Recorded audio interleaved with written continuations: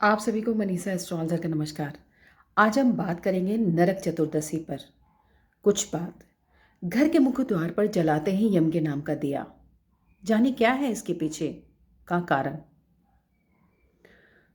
कार्तिक मास के महीने के कृष्ण पक्ष के चतुर्दशी के दिन नरक चतुर्दशी मनाई जाती है।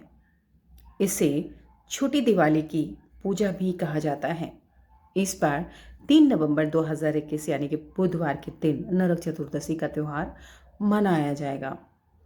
मान्यता यह भी है कि इस दिन हनुमान जयंती भी होती है। कहते हैं कि कार्तिक मास के कृष्ण पक्ष की चतुर्दशी के दिन मंगलवार को हनुमान जी प्रकट हुए थे, इसलिए इस दिन हनुमान पूजन का भी विधान है।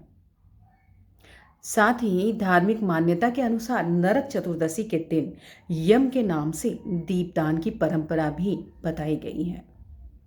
नरक चतुर्दशी के दिन यम के लिए आटे का चौमुखा दीपक बनाकर घर के मुख्य द्वार पर जलाया जाता है।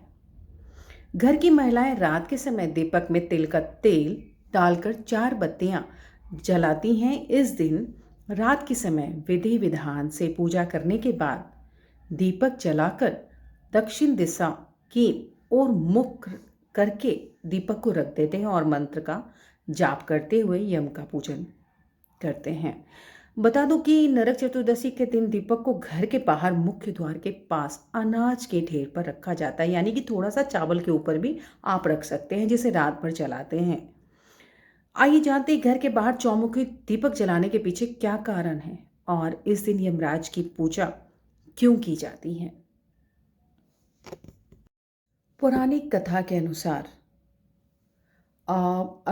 एक बार यमराज ने दूतों से पूछा कि क्या तुम्हें प्राणियों के प्राण हरण करते समय किसी पर दया नहीं आती है।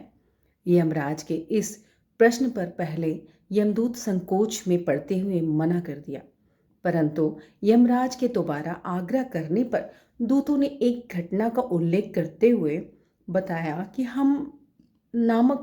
हेम नामक राजा की पत्नी ने एक पुत्र को जन्म दिया। ज्योतिषियों के ने जन्म के बाद नक्षत्र गणना की और बताया कि यह बालक जब भी विवाह करेगा उसके 4 दिन बाद ही इसकी मृत्यु हो जाएगी।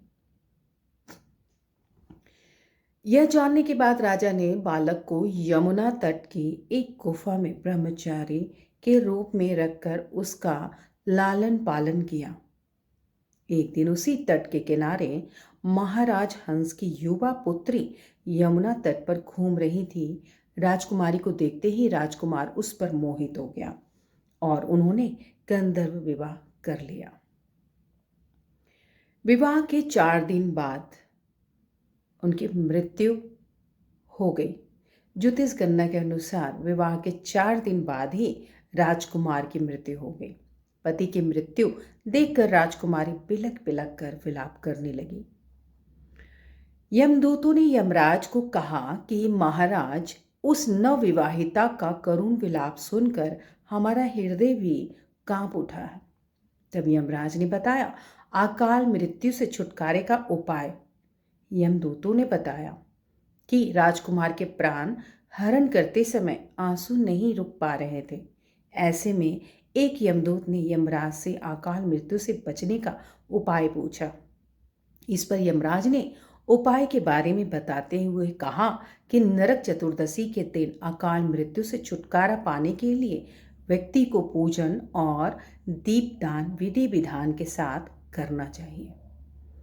मान्यता है कि नरक चतुर्दशी के दिन जिस घर में दीपदान किया जाता है वहां लोगों को अकाल मृत्यु का भय नहीं सताता। इसी कारण नरक चतुर्दशी पर यम के नाम का दीपदान करने की परंपरा चलती आ रही है और यह परंपरा चलेगी और हम और आप मिलकर इस परंपरा को चलाएंगे। आप सभी को दीपावली की बहुत सारी शुभकामनाएं। माता लक्ष्मी की आप सब पर कृपा यूं ही बनी बनी रहे। आप सभी को मनीषा एस्ट्रोलॉजर का नमस्कार। धन्यवाद।